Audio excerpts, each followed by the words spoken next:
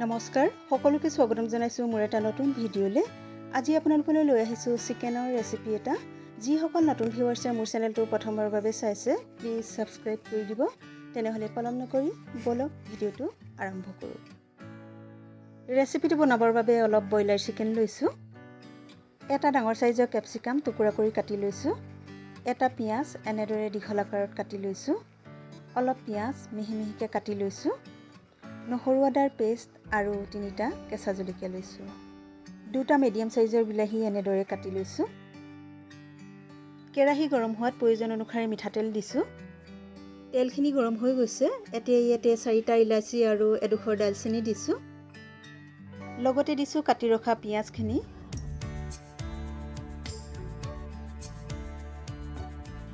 পিয়াজখিনি অলপ গলি যোৱালৈকে লৰাই ভাজি থাকিম। পিয়াজখিনি ভজা হৈ গৈছে। এতিয়া ইয়াতে নহৰু আদাৰ পেষ্টখিনি দিছো।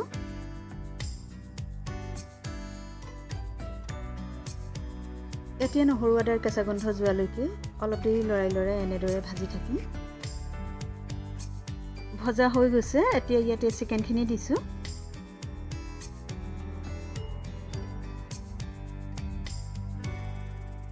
গোটেইখিনি ভালদৰে লৰাই দিছো। এতিয়া ইয়াতে প্ৰয়োজন অনুসাৰে হালধি আৰু নিমখ দিছো।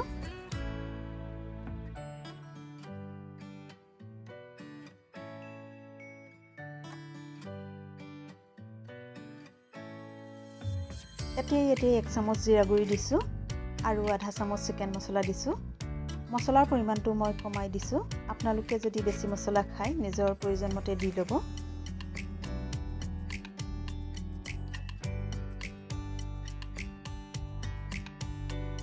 এতিয়া চিকেনখিনি ঢাকন মাৰি 15-20 মিনিট লৰাই ভাজি থাকিম।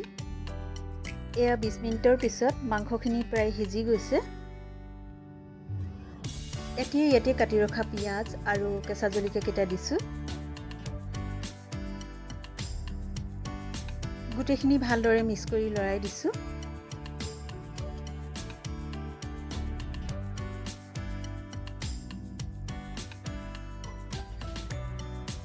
এতিয়া এইখিনি 5 মিনিট মান ঢাকন মাৰি ৰাখিম।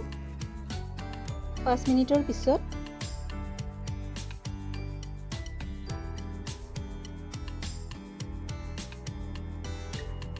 এতিয়া দিছো কাটি ৰখা ক্যাপসিকামখিনি।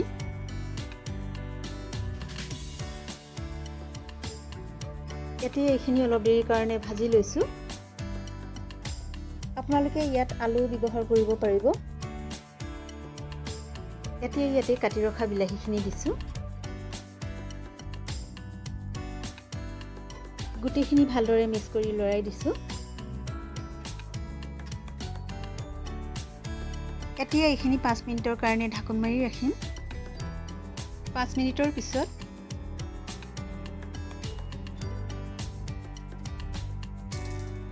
এতিয়া শেষত অলপ টমেটো কেচাপ দিছো।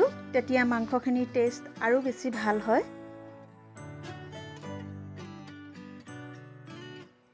আপোনালোকে যদি এনেকৈ বনাই খোৱা নাই এবাৰ ট্ৰাই কৰিবচোন। খাবলৈ বহুতে ভাল পাব।